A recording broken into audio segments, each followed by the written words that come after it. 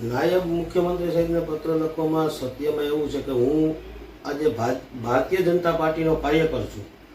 તો ભારતીય જનતા પાર્ટીના કાર્યકર તરીકે કોઈ રાજકીય આગેવાન, કોઈ મિનિસ્ટર ગોંડલ આવતા હોય તો મારો વિસ્તાર ગોંડલ લાગતો હોય તો અમારા કાર્યકર તરીકે અમને એવો હર્ષ અને લાગણી હોય કે અમે એને મળી એટલે એનો મતલબ એવો ન થતો હોય કે કાંઈ એને મળવાથી કાંઈ આપણે નુકસાન થતું હોય. બીજું અમારે યતીશ દેસાઈએ જ્યારે મારા નામથી ઉલ્લેખ કરીને જે કંઈ એને પત્ર લખ્યો છે કે આ ગુનાહિત ઇતિહાસ ધરાવે છે, આ ઓલું છે, મારી માથે કોઈ એવા ગુના કોઈ પેન્ડિંગ પડ્યા નથી આજની તારીખમાં. આ તો એક બદનામ કરવાનું અમને કાવતરું, એ હાથનારી ગેંગ જે રહી બદનામ કરવાનું કાવતરું કરી રહી છે. આજની તારીખે મારી માથે કોઈ એવા ગુના પેન્ડિંગ નથી. બીજું કે યતીશ દેસાઈને મારી એને કોઈ એવો વાંધો નથી, મારે યતીશ દેસાઈ એને કોઈ એવો વાંધો નથી. યતીશ દેસાઈ ગયા ધારાસભાની કોંગ્રેસમાંથી ચૂંટણી લડતા હતા ત્યારે એને મારા ગામમાં 700 થી 850 મત અંદાજિત, મને ખ્યાલ નથી પણ અંદાજિત 850 મતે ભાજપને ત્યાં લીડ મળી હતી બિલિયાળા ગામમાં.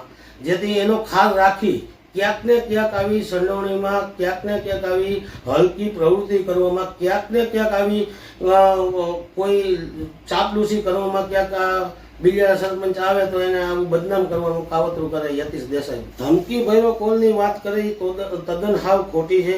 મારી પાસે મેં એને 4 વાગ્યાને 5 મિનિટે કોલ કર્યો હતો. હા, મેં કર્યો હતો. 4 વાગ્યાને 5 મિનિટના કોલનું મારી પાસે સંપૂર્ણ રેકોર્ડિંગ છે. સંપૂર્ણ રેકોર્ડિંગમાં ક્યાંય ધમકી ભર્યો ફોનની વાત નથી. ક્યાંક ને ક્યાંક પટેલ સમાજને એમ કહે છે કે પટેલ છો એટલે તમને મેં કીધું પટેલ છે એટલે બદનામ કરું કે આ પટેલને દબાવવાના જ હોય.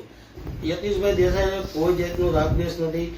આજ મારે કાલ ફોન કર્યો તો મેં બીજા પાસે નંબર મગાવ્યો. મારી પાસે નંબર નહોતા, એક ગ્રુપમાંથી મેં નંબર લીધા યતીશભાઈના. કોઈ દી મારે વાત નથી થઈ, કોઈ દી કાંઈ નથી કરી.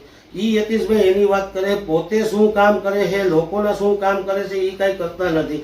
એક્સિડન્ટ ક્યાંય પણ થાય એના માણસો, હજી તો જેનો જનાજો પૂરો ન થયો, જેના પાણીઢોળ પૂરો ન થયો ત્યાં એના સ્ટાફ જઈને ત્યાં અંતિમ યાત્રામાં જાય, ત્યાં ભેગું ન થાય તો બેસણામાં જાય. ત્યાં એમ કહે કે ભાઈ તમારે એક્સિડન્ટનો ક્લેમ કરવો છે તો અમારી તરફથી યતીશભાઈ અમને લડશે, આ છે તે છે ફલાણું ઢીકડું. 20% જેવી, 15 થી 20% જેવી માત્ર એને રકમ લઈ અને જેને મૃત્યુ પામેલા માણસો માટે જો આવું કરતો હોય અમે કંઈ એવું ગણતા ન હોય અને એ આપણી માથે બીજી વિચારધારા વાત કરે તો એનો કોઈ મતલબ નથી.